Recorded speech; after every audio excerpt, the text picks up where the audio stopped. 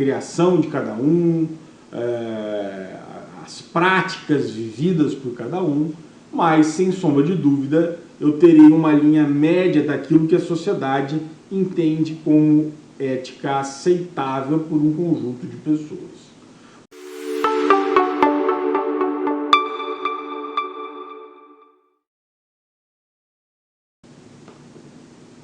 Na sequência, para que a gente não perca aí o embalo do que a gente estava falando, né? Terminei com os senhores falando sobre o princípio da eficiência. Na sequência, doutores, eu quero tratar com vocês sobre a classificação e características do serviço público. Por quê? Para a gente entender, né, quais são essas características principais e quais as classificações, como disse no primeiro bloco, de maneira geral, de maneira genérica, para que os senhores tenham uma compreensão ampla, né? Esses seis pequenos blocos aqui, ele tem a finalidade, né, e a característica de atingir os acadêmicos que já têm uma visão geral do todo e com isso conseguem fazer aí uma rápida revisão de tudo aquilo que já aprenderam, né? Por isso que é uma aula de extensão, né? Uma aula que parte do pressuposto que vocês já tenham conhecimentos básicos e com isso aqui eu simplesmente pincelo aquilo que eu acho que é mais importante, friso naquilo que eu entendo seja mais utilizado na prática e na teoria, e os senhores vão anotando aí e assistindo quantas vezes forem necessárias. É importante ressaltar, doutores, que a Constituição Federal de 88 ela não conceitua o serviço público. Assim como não temos no ordenamento jurídico como um todo o seu significado legal. Segundo aí o grande autor, talvez um dos maiores autores de direito administrativo, o Celso Bandeira de Mello, o serviço público é visto como atividade ou as atividades que satisfazem a coletividade geral e que são atribuições do Estado com letra maiúscula, ou seja, é toda atividade prestada pela administração e seus delegados, sob normas e leis que visam satisfazer a necessidade pública ou conveniência do Estado. Ao lado, existem 5 classificações de serviço público. Portanto, temos aí o pequeno conceito, né, trazido pelo Celso Bandeira de Mello, visto aí como essa atividade que satisfaz a coletividade geral, né, e que são atribuições do Estado, e que também é toda atividade prestada pela administração e seus delegados sob as normas e leis, né, que visam a necessidade pública ou a conveniência do Estado. Então, eu tenho como finalidade sempre a necessidade pública e a conveniência do Estado. Ao lado desse conceito, existem 5 classificações de serviço público que eu vou tratar com os senhores aqui, para que os senhores tenham uma noção geral. A primeira, a noção de serviços públicos como serviços de utilidade pública. Como? O que nos diz essa classificação? São os serviços, doutores, que a administração pública presta de maneira direta ou autoriza outras pessoas para que sejam prestados por terceiros, que são os denominados concessionários, permissionários ou autorizatários, que muito embora tenham nomes distintos e nomes que não os nomes trazidos aí como coisa pública, né? Nada mais são do que o Estado prestando aquele serviço. Quando eu falo concessionário, quando eu falo um permissionário, quando eu falo um autorizatário, vislumbrem nele o Estado, né? Vislumbrem nele o serviço público. Então, se uma empresa que presta serviço de luz elétrica, presta serviço de fornecimento de luz elétrica, fornecimento e tratamento de esgoto, manutenção e serviço de estradas e rodagens, manutenção de estradas e rodagens, manutenção de serviços de transmissão de linhas de energia, prestação, manutenção de serviços de telefonia. Todos esses prestam serviços de utilidade pública. Todos esses são o Estado por meio de algum desses três elementos, né? Seja a autorização, seja a concessão, seja a delegação, para que hajam em nome do Estado.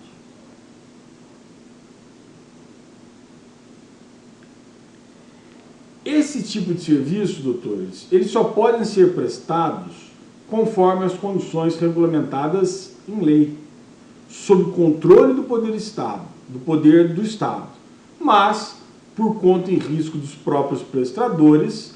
No entanto, sabemos aí da responsabilidade objetiva do Estado, que pode ser discutido por anos e anos, sobre a questão da escolha, porque são serviços públicos.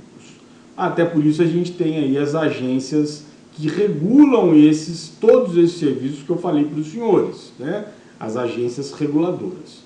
Como exemplo do serviço de utilidade pública, nós temos o transporte coletivo, a energia elétrica, as linhas de telefone, dentre outros.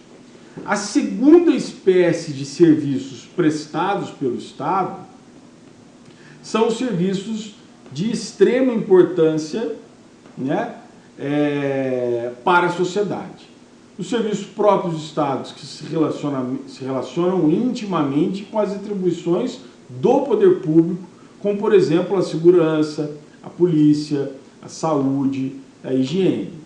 É o tipo de serviço, doutores, que a administração utiliza da sua supremacia do poder público sobre os administrados e seus recursos. A principal característica dos serviços próprios dos Estados dessa espécie é que não podem ser transferidos para particulares e, devido a essa restrição, geralmente são gratuitos ou de baixíssima remuneração, quase pro forma para que cubram, né, para que custeiem um mínimo do mínimo daquilo que é prestado pela administração pública, e aí a gente entra numa área de tributário, desde que possa ser individualizado. A terceira característica são serviços impróprios do Estado, que são o que alguns autores não consideram como tipo de serviço público, no sentido estrito, uma vez que eles não afetam as necessidades da sociedade, mas satisfazem os interesses comuns de seus membros ou da comunidade. São serviços, doutores, que a administração pública presta de maneira remunerada através dos seus órgãos ou entidades descentralizadas, sejam sociedades de economia mista, sejam as suas autarquias públicas, sejam as empresas públicas, sejam as fundações governamentais, ou ainda delegando a sua prestação para terceiros, que seriam os particulares, exercendo essas atividades através dos meios legais. Um dos exemplos de serviços impróprios do Estado é o transporte por meio de táxi. A quarta espécie, traçada ainda por Bandeira de Mello, seriam os serviços gerais, ou aqueles serviços denominados uti universi, ou uti universi, que são tratados de maneira universal. São os serviços que a administração presta sem existirem usuários específicos, mas que visam a coletividade. São exemplos destes serviços gerais a polícia, a iluminação, o calçamento, entre outros. Por esses motivos, né, esse tipo de serviço ele é mantido por meio de impostos, né, por meio de tributos, e não por meio de tarifas ou taxas, que é a remuneração mensurável e proporcional ao uso individual do serviço. ele é impossível de ser mensurado individualmente e, portanto, jamais serão cobrados por essas duas últimas espécies de impostos. Por fim, os serviços individuais ou uti singuli, que são os tipos de serviços que possuem usuários determinados e a sua utilização ela pode ser mensurada de maneira individual quanto a cada usuário que usufrui da sua prestação pelo poder público. São exemplos desses serviços, doutores, prestações de telefone, água, energia elétrica para domicílios, ou seja, que podem ser remunerados por meio de taxas, né, que é uma espécie de tributo, ou de tarifa, que é um preço público, ao invés de impostos, que são gerais e não podem ser mensuráveis. Portanto, essa é a classificação de serviços públicos e essa é a classificação que traz no seu bojo essas 5 espécies. Eu queria ainda tratar com os senhores, rapidamente, para a gente encerrar esse bloco, um assunto que é muito tratado, e eu vou continuar inclusive na sequência, que seria a importância da ética na administração pública. A palavra ética, doutores, ela vem do grego ethos e significa tudo aquilo que pertence ao bom costume ou ao portador de caráter. No período clássico, a ética não se resumia apenas à moral, mas sim ao contexto sobre o modo de conviver ou a busca pelo melhor estilo de vida. Num âmbito mais moderno, a ética é melhor compreendida observando o comportamento profissional, seja na área pública, seja na área privada. Para esses casos, o entendimento é o mais objetivo possível, pois existem diversos exemplos de ética, tais como a médica, a jurídica, a ética pública. Eu costumo dizer que a ética vai diferir de indivíduo para indivíduo, mas ele segue uma linha reta, né? Uma linha daquilo que é médio. Ele pode variar de acordo com a vivência de cada um,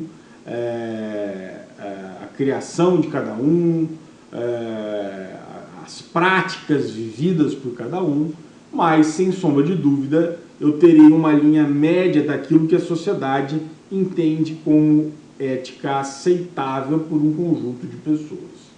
Portanto, é correto afirmar que a ética na administração pública ela está relacionada aos princípios da Constituição Federal de 88, a qual condiciona o comportamento da administração pública e de seus agentes a um comportamento ético.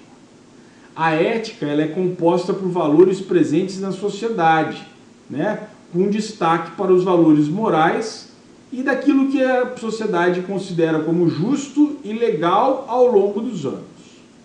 Dentre os princípios constitucionais, o mais envolvido com a ética é a moralidade, destacada no artigo 37, sendo mais explorado pelo Ministério Público quando tenta ali encontrar um desvio do administrador ou da administradora pública, porque a moralidade é um conceito subjetivo e, portanto, de fácil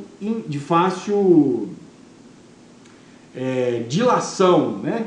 De fácil encaixe à situação concreta para que eu ache e consiga tipificar a conduta daquele agente que se desvirtuou no curso do seu exercício. A ética, como dito, ela é composta por valores presentes na sociedade, em destaque os valores morais do que é justo e legal desenvolvido ao longo dos anos. No âmbito do serviço público, doutores, a ética está ligada à conduta dos agentes, uma vez que tanto a administração pública quanto os seus servidores precisam estar alinhados com os valores, princípios e regras da administração pública, atuando com ética, moral e, sobretudo, com boa fé. No exercício da atividade pública, é fundamental que exista o compromisso com a ética e a moral, e o Estado ele é o responsável por nortear esse comportamento. Mas não é propriamente o Estado que é aético ou antiético, já que ele é composto por pessoas, né, por indivíduos, por homens e por mulheres, e é esses indivíduos que se desvirtuam e cometem atos antiéticos.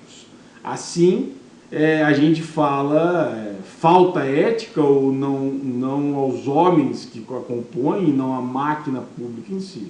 Falta ética sim aos homens e mulheres que a compõem e não à máquina pública em si. Era isso que eu tinha a dizer aos senhores. Voltamos aí no próximo bloco para a gente finalizar o que tinha a ser dito sobre a administração pública. Até logo, doutores. Um abraço.